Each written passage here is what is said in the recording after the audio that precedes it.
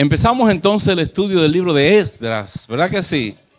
La semana pasada tuvimos una introducción o parte de una introducción y entendemos, ¿verdad? Ya más o menos el preámbulo en el cual se escribe Oseas, en los años en que se escribió, más o menos lo que está pasando.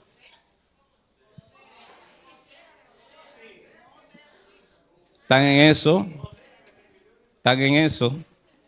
Esdras.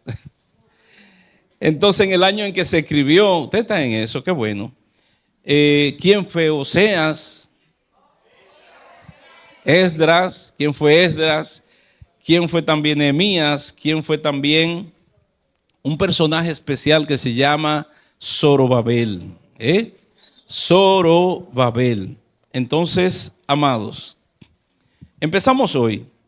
Nosotros decíamos, creo que ahí nos quedamos, que Esdras fue un sacerdote, ¿verdad? Y Nehemías fue un hombre, un laico. Un laico, creo que eso no lo mencionamos, pero un laico es una persona que no tiene en sí el rango de sacerdote per se. No es una persona de altar, vamos a decir así, no tiene un rango específico, pero es una persona conocedora y temerosa de Dios, que guarda las cosas de Dios. Amén. Entonces eso era Nehemías. Hay tres personajes que paralelamente están en estas historias de estos libros y Esdras, Nehemías, Zorobabel, esas personas están ahí, adjunto de otros profetas. Esdras es un escriba, pero también fue un reformador y un maestro de la ley. Es tremendo saber que hay gente que en momentos donde quizás no está el mejor escenario, mantiene en su corazón la palabra. Hay veces, amados, que podemos congregarnos, podemos ir a actividades, podemos nosotros estar viendo las cosas de Dios, escuchamos la radio, vemos por televisión, y eso nos mantiene vivos, ¿verdad? Nos mantiene como con los tizones, ¿verdad? Encendidos. Pero hay momentos donde quizás tú no puedes congregarte. Hay momentos donde el ritmo de vida que tú llevabas espiritualmente no lo puedes llevar, ¿verdad? Por alguna razón, pero mantienes ese acercamiento a Dios aún en una habitación donde tú estés. Tenemos muchísimas facilidades actualmente. Podemos nosotros ir a conciertos, ir a cultos, a todos los cultos que querramos. Podemos ir a vigilias, pero hay momentos, amados, donde quizás no sea posible para algunas personas. Esdras fue una persona que en la cautividad no había iglesia, no había un templo, no había ningún lugar, pero se mantuvo escudriñando la palabra y preparándose para un momento específico. Esdras fue una persona que se convirtió en lo que es un maestro de la ley, donde no había templo, pero llega el momento donde Dios hace el cumplimiento de los tiempos, valga la redundancia, y entonces el que está preparado para enseñar al pueblo en ese momento es precisamente Esdras. Entonces, además de eso, también él fue un sacerdote, obviamente era un sacerdote, pero como le decía, no podía ejercer el sacerdocio porque no había templo. Amén. Así que lo que sí mencionábamos era el avivamiento en nuestros días. Hay un personaje de la historia cristiana llamada David Moody, que dijo que el próximo avivamiento tiene que ser un avivamiento de la palabra de Dios en nosotros. Amén. Eso lo mencionamos. El próximo avivamiento, amado, tiene que ser un avivamiento de la palabra de Dios en nuestras vidas. El avivamiento no es el brincar, no es necesariamente el saltar, hablar muchas lenguas, esas cosas. Eso es bueno. Y qué bueno cuando nos gozamos y cuando sentimos, ¿verdad? Esos ríos de agua viva y saltamos y nos gozamos. Eso es bueno. Pero eso pasa. Pero cuando nos avivamos en la palabra, cuando estudiamos la palabra, cuando la escudriñamos, cuando profundizamos, eso provoca en nosotros algo especial. La fe se aumenta. Hay una serie de cosas que se activan en tu vida. Tú empiezas a ver las cosas de Dios de una manera diferente. No solamente como de oídas que habías oído, sino experiencia que tú puedes vivir con Dios. Hay veces que podemos nosotros estar en la iglesia, yendo a la iglesia, caminando en muchas actividades, envuelto en muchas cosas, pero de espaldas a la palabra. Y es ahí cuando se nos presentan posibilidad de nosotros faltar a Dios, faltamos. Cometemos fraudes, decimos mentiras, decimos cosas, hacemos cosas que no debemos de hacer. ¿Por qué? Nos falta ser cimentado en la palabra. A través de la palabra conocemos el carácter de Dios, conocemos lo que realmente Dios habla en nuestras vidas, conocemos cuál es la voluntad de Dios. Entonces llega el momento del cumplimiento de los tiempos y aquellos 70 años se cumplen. Dios destierra a aquella persona, lo lleva en cautividad a través de un hombre llamado Nabucodonosor, un rey que Dios levantó en ese tiempo para castigar al pueblo, y Dios le da un castigo a su pueblo. 70 años. Dicen los historiadores que esa gente, esos reyes que tuvieron, por muchos años, 400 años, no dejaron ni descansar la tierra. Dios había dicho que la tierra se tenía que dejar descansar cada 7 años. ¿Cuánto lo han leído la ley? Ellos duraron años sin dejar descansar ni siquiera la tierra. Y dice que durante esos 70 años la tierra reposó. La tierra tuvo reposo. De todas las cosas, por todas las cosas que pasaron, la tierra tuvo reposo. Imagínense, se llevaron prácticamente a todo el mundo de aquel lugar. Quedaron algunas personas, pero la mayoría de la gente fueron llevadas cautivas a otra nación. Y allá estuvieron 70 años. Generaciones nuevas se levantaron en aquel lugar. Gente que no conocía lo que era Jerusalén ni lo que era nada de eso. Personas nuevas habían nacido. Así que llega el momento donde Dios levanta a alguien para que cuando se cumplieran esos 70 años, ellos pudieran regresar otra vez al lugar donde Dios le había provisto y la tierra al cual había prometido a Abraham. Entonces, amado, todo esto acontece y podemos nosotros ver cómo Dios a través de los tiempos prepara personas específicas. Lo que a ti te acontece hoy no fue de que sucedió porque sucedió.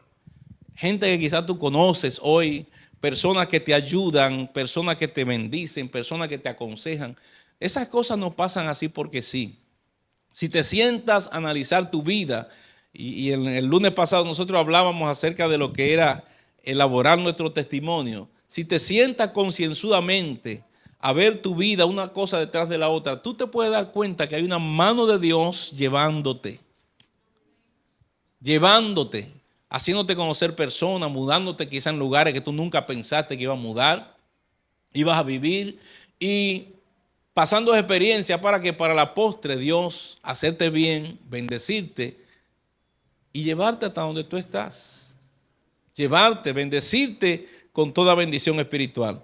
Así que llegamos al punto donde Esdras, ¿verdad?, empieza a escribir este libro maravilloso.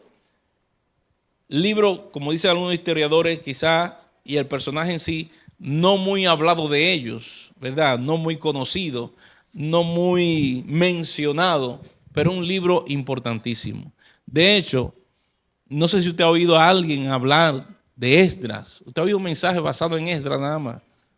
Como que no, ¿verdad? En Pablo muchísimo, en el rey David ni se diga, en Salomón, imagínense. Pero como que Esdras es uno de los personajes, como que usted no escucha mucho hablar de él. Lo igual que Ageo y otros profetas que decimos menores. Así que empezamos a leer, amado, en el libro de Esdras, capítulo 1, versículo 1.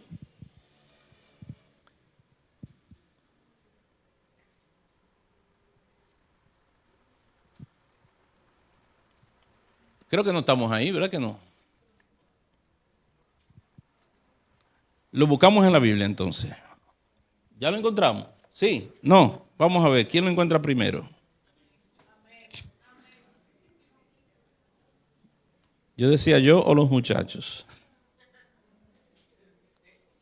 Si ya lo tienen, perdón.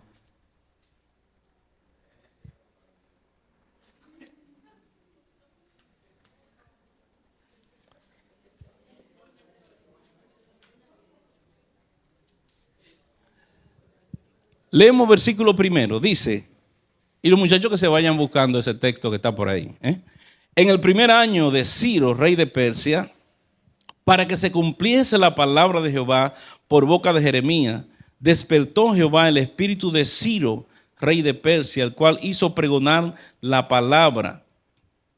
Hizo pregonar de palabra y también por escrito por todo su reino, diciendo: así ha dicho Ciro, rey de Persia: Jehová, el Dios de los cielos, me ha dado todos los reinos de la tierra y me ha mandado que le edifique casa en Jerusalén, que está en Judá. Quien haya entre vosotros de su pueblo, sea Dios con él, y suba a Jerusalén, que está en Judá, y edifique la casa de Jehová, Dios de Israel. Él es el Dios, la cual está en Jerusalén. Miren, amados, cómo Dios, en un momento dado donde hay tanto pueblo de Dios, tanta gente que son del linaje de Abraham, tantas personas que son escogidos, real sacerdocio, y muchas de las cosas que quizá mencionamos en este tiempo, herederos de la salvación, etcétera, etcétera, pero Dios tiene que levantar una persona que no es ni siquiera del linaje.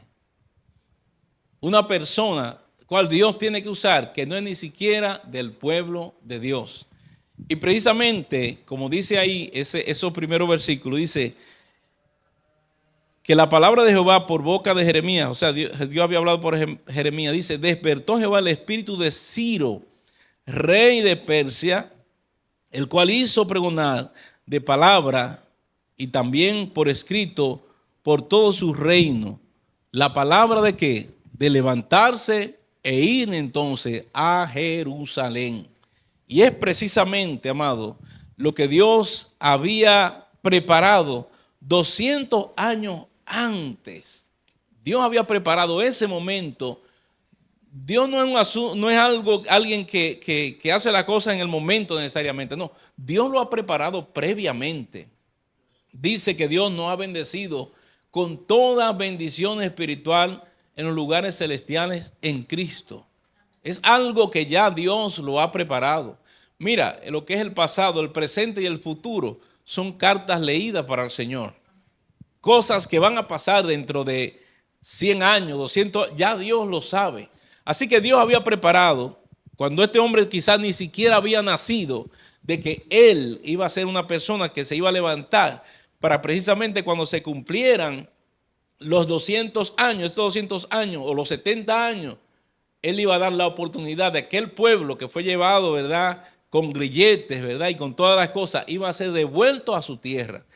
Algunas palabras que dijeron algunos profetas, o más bien el profeta Jeremías, Isaías, en Isaías 44, 28, creo que está por ahí mismo, dice de la manera siguiente: yo soy el que dice de Ciro, es mi pastor, y cumplirá todo lo que yo quiero. Y al decir Jerusalén será edificada, y al templo serán puestos tus cimientos. Isaías habló de Ciro años antes de que esto aconteciera.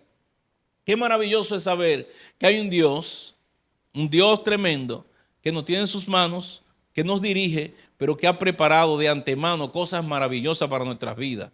O sea, Dios a través de un hombre como Isaías, de un profeta como Isaías, había hablado. Lo mismo en Isaías 45, 1, dice: así dice el Señor a su ungido, a Ciro, el cual tomé yo por su mano derecha, para sujetar naciones delante de él y desatar lomos de reyes, para abrir puertas delante de él, puertas que no se cerrarán.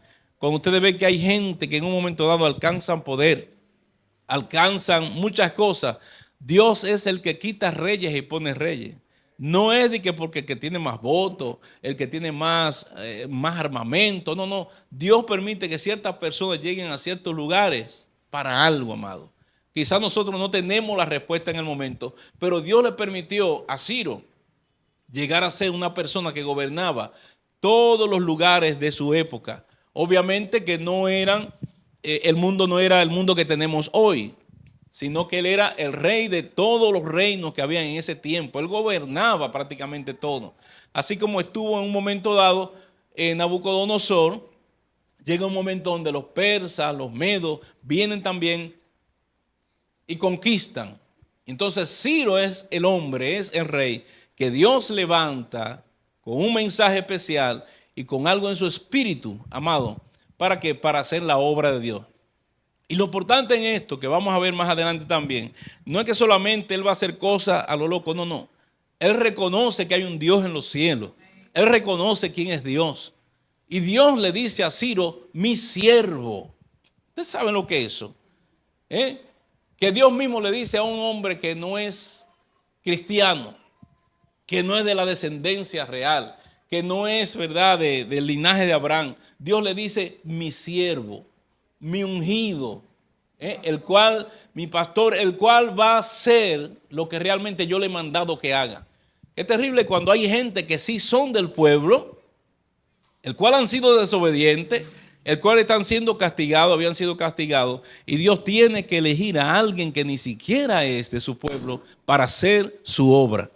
Así que, amado, dicen algunos historiadores que Ciro viene siendo una figura de Cristo también, una figura de Cristo. Ciro fue una persona que fue influenciada, adivinen por quién, no adivinen, por alguien que estaba contemporáneo. Ustedes saben que cuando vino la cautividad, entre ellos había muchos jóvenes inteligentes. Ahí es donde Nabucodonosor dice, búsqueme jóvenes sabios. Miren, los presidentes, aquellos que gobiernan, que dirigen, los reyes, ellos no son los sábelo todo. Aquel que quiera ser un buen líder no puede pretender que lo sabe todo. No puede saber de agricultura, de ciencia, de tecnología, de todas las cosas. Tiene que rodearte de personas que conozcan esas cosas y tú ser el manager de esas personas, decirle lo que tú quieres.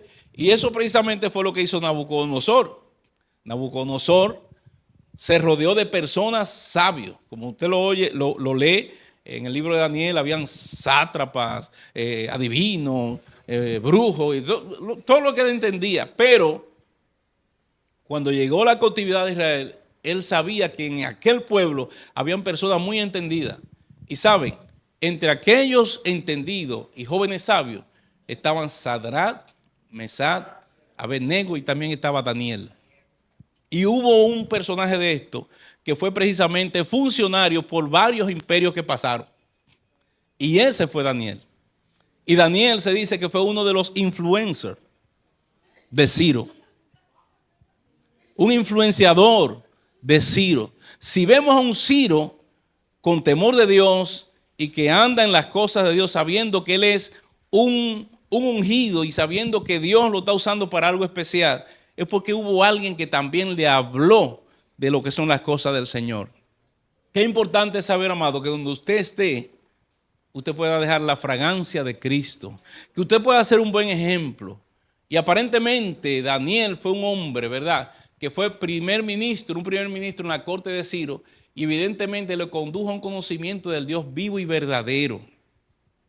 Hay gente que Dios te lo va a poner en tus manos, en tu caminar, para que le predique, para que le modele un ejemplo, y para que esa persona en un momento dado también pueda recibir a Cristo como Señor y Salvador. Y Ciro, por lo que vemos, fue una persona que fue influenciada. Ciro no fue que nació en un hogar cristiano, no fue que nació en una de las tribus, no. Él no nació en ese ambiente, pero se juntó con alguien que sí conocía las cosas de Dios, que conocía las profecías, ¿verdad?, las cosas que habían de cumplirse, todas las revelaciones que Dios le había dado a Daniel, la sabiduría que él tenía. Se juntó con Daniel y Daniel obviamente que le habló acerca de esto. Así que el versículo 2 ya lo leímos, dice que Dios había dado a Ciro todo reino de la tierra. Dios es el que da, ¿verdad?, la sabiduría. Dice que Él quita reyes, dice en Daniel, Él quita reyes y pone reyes, da la sabiduría a los sabios y la ciencia a los entendidos. Y dice en el versículo 2 que Dios, el Dios de los cielos, me ha dado todos los reinos de la tierra y ha mandado que le edifique casa en Jerusalén. O sea, Dios le había dado todos los reinos de la tierra. Amado, en este tiempo es bueno saber cuál rey, cuál presidente que puede existir en este tiempo puede reconocer que realmente fue Dios que lo puso ahí. Vemos en Ciro esa humildad ese entender de que Dios había sido la persona o el Dios de los cielos, ¿verdad? Como él dice, había sido quien le había dado eso a él.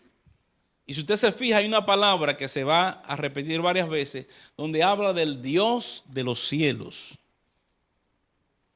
Es una palabra que se menciona. ¿Por qué se dice Dios de los? ¿Por qué ellos dicen, o él dice el Dios de los cielos? Hasta ahora, amado, algo terrible había pasado en el pueblo de Israel. El pueblo de Israel se había apartado de Dios. Todos esos reyes fueron reyes que anduvieron de espaldas a Dios, pisotearon lo que era la presencia de Dios, hicieron en un momento dado que Dios se apartase de aquel lugar. ¿Sabe que la palabra de Dios dice en este tiempo en el Nuevo Testamento? No contristéis el Espíritu Santo. El Espíritu Santo se contrista y se va y se aparta. Donde hay pecado, donde hay cosas no buenas, el Espíritu Santo se aparta y se va. Precisamente el pueblo de Israel, por toda su desavenencia y todo el pecado que cometió, fue como que esa presencia de Dios que estaba en el templo, ¿se acuerdan? Aquella manifestación donde los sacerdotes no podían ministrar. Aquellos momentos donde en el tiempo de Moisés la presencia de Dios descendía en el tabernáculo, columna de fuego de noche y de día columna de humo. Todas esas cosas era la presencia de Dios morando en aquel lugar. Era el Dios que estaba en medio de su pueblo. Pero ahora he mencionado el Dios de los cielos. Y que en un momento dado sacaron a Dios de la iglesia, del templo. Es que en un momento dado sacaron a Dios del lugar, de su tierra, de su parentela. Y llegó un momento, amado, donde unos ángeles o donde unos varones estaban mirando hacia el cielo, viendo a alguien que se había ido al cielo. Dios tuvo que irse al cielo. ¿Por qué? Porque ellos no pudieron administrar su presencia en aquel lugar y por esa causa ahora es hablado como el Dios de los cielos. No ya el Dios que moraba en medio de ellos, sino un Dios que estaba un poco más lejano para ellos.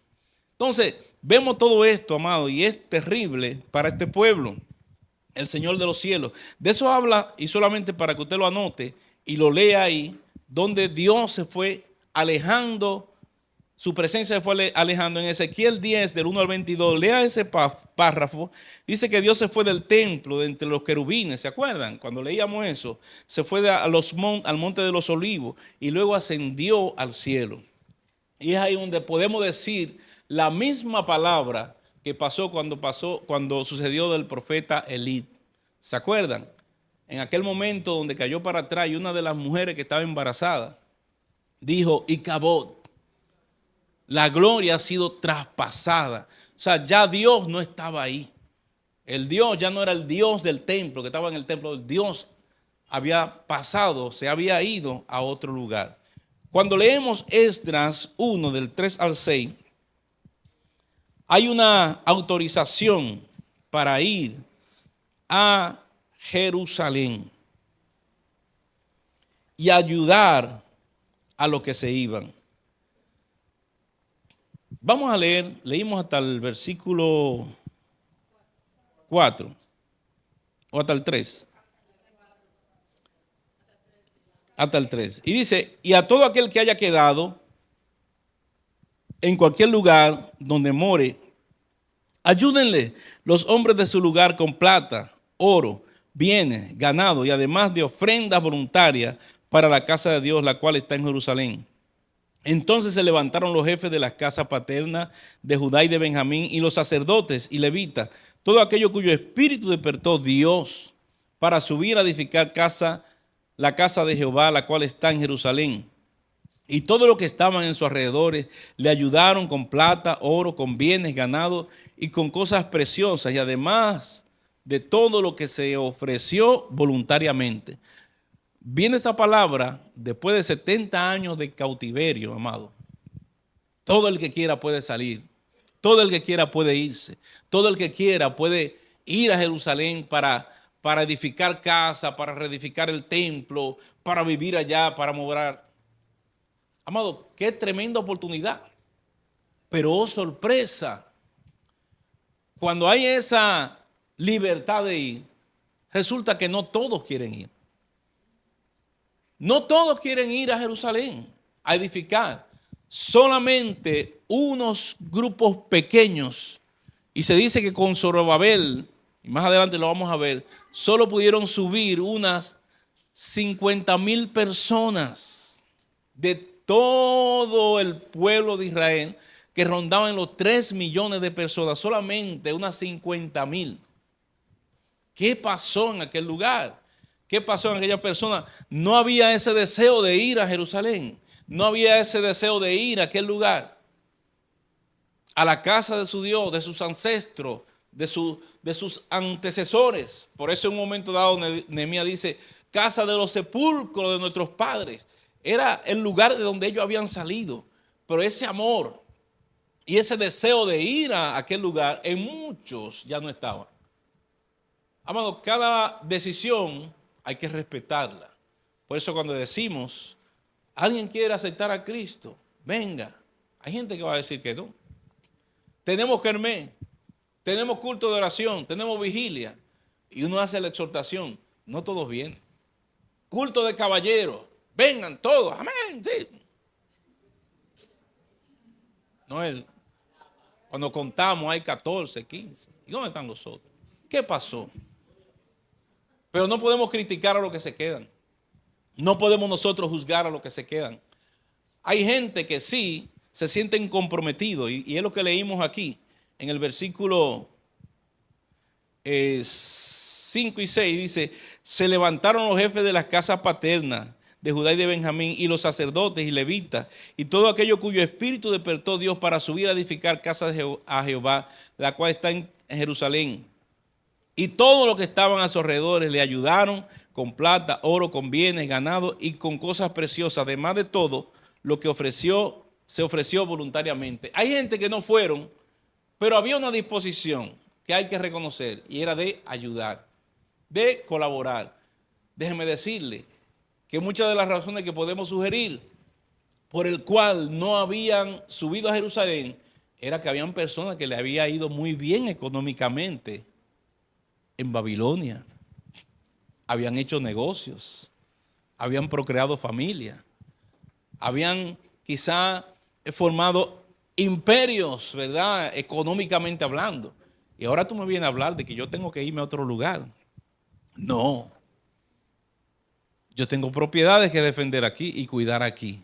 Y precisamente muchos de ellos no fueron. Pero sí se puede ver en la historia de que ellos sí apoyaron y dieron, ¿verdad? Oro, ganado, de todo lo que pudieron dar para que esos 50,000 inicialmente que se fueron pudieran tener esos recursos.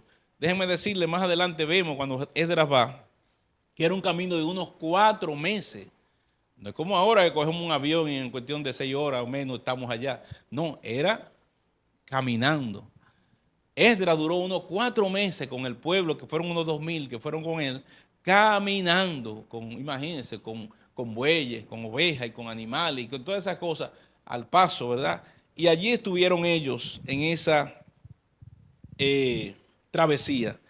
Vamos a concluir por esta noche con 2 versículos acerca de lo que regresaron. Los que regresaron, amados, ¿sabe quiénes fueron realmente? Dice los padres de las casas paternas, o sea, la gente, los troncos, vamos a decir así, los troncos.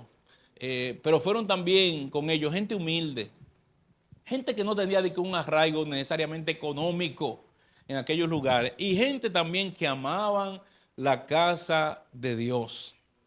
Por eso hay 2 textos que quisiera leer para terminar en esta noche y dejarlo en el capítulo 1, en el Salmo 59, 55:9, creo que está por ahí.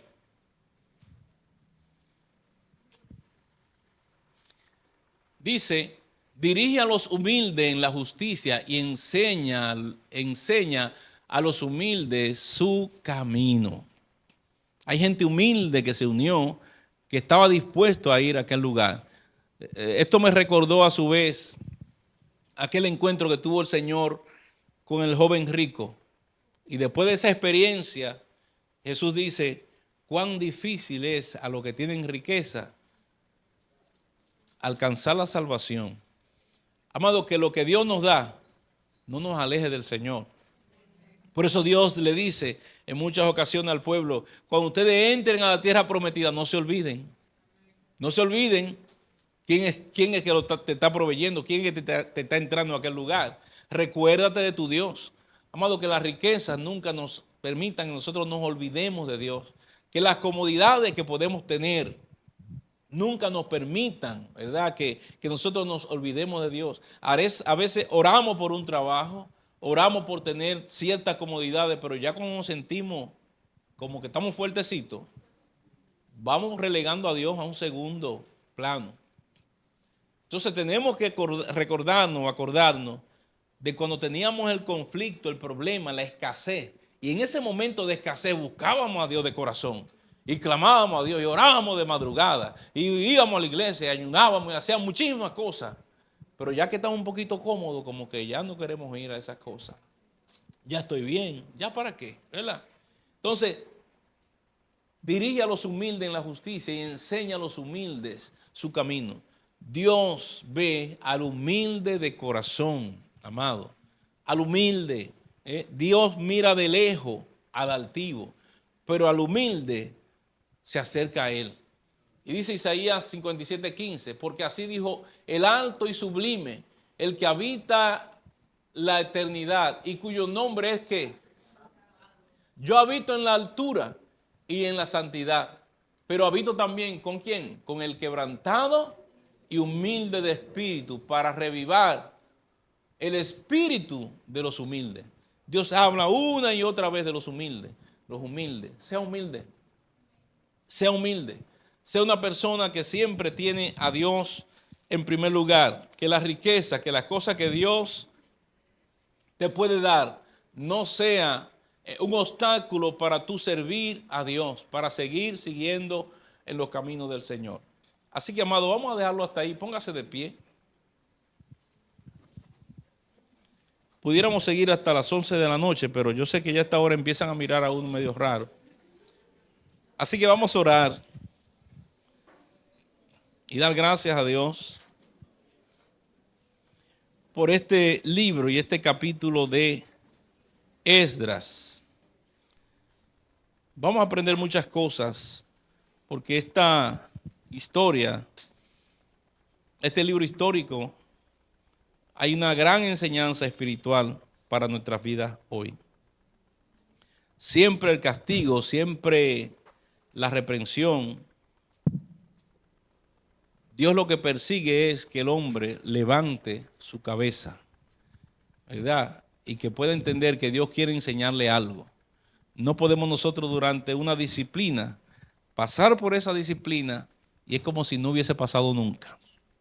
Y seguir en nuestras propias andanzas y perderle, ¿verdad?, el amor a las cosas de Dios. Tenemos que nosotros escudriñarnos nosotros mismos y ver qué nos está pasando. Oramos en esta noche, damos gracias al Señor, amén, por su palabra. Oramos para que Dios guarde, cubra nuestras vidas, nuestra salida de este lugar. Que Dios bendiga a su pueblo, aquellos que van a viajar, Laura y Rachel. Que Dios les guarde, les cubra, donde quiera que vayan. Padre amado, gracias te damos en esta hora por tu palabra dada. Gracias, Señor, oh Dios, por tus enseñanzas. Gracias por todo lo que tú, Señor, has dado a nuestras vidas hoy. Gracias, Padre, por tus promesas. Oramos en este momento para que esa palabra que hemos compartido hoy quede atesorada en los corazones. Ven poniendo en nosotros, Señor, un corazón humilde. Oh, Padre amado, gracias por las cosas que desde antemano tú has preparado para nuestras vidas. Gracias porque tú, Señor, has trazado, Dios, cosas buenas, pensamientos de bien, cosas maravillosas tú tienes, Señor, para nosotros. Padre, gracias por proveer para nuestras vidas. Gracias por la obra de salvación, por las personas que tú pusiste, has puesto, Señor, en nuestro camino hasta ahora. Pero gracias por aquellas personas que también, Señor, tú pondrás en nuestro caminar para bendecirnos. Señor, también úsanos nosotros como ente de bendición a muchos otros, Señor, que esperan la respuesta, Señor, a oraciones, a promesas, que podamos ser instrumento de tu gracia para cumplir tu perfecta voluntad. En este momento, Padre amado, que nos despedimos de este lugar, te pedimos que tú guardes nuestra salida, concede que lleguemos en paz a nuestros hogares. En el nombre de Jesús, amén y amén. Dios le bendiga, amado, Dios le guarde. Saluda a su hermano y dígale que le ama en Jesús. Aleluya.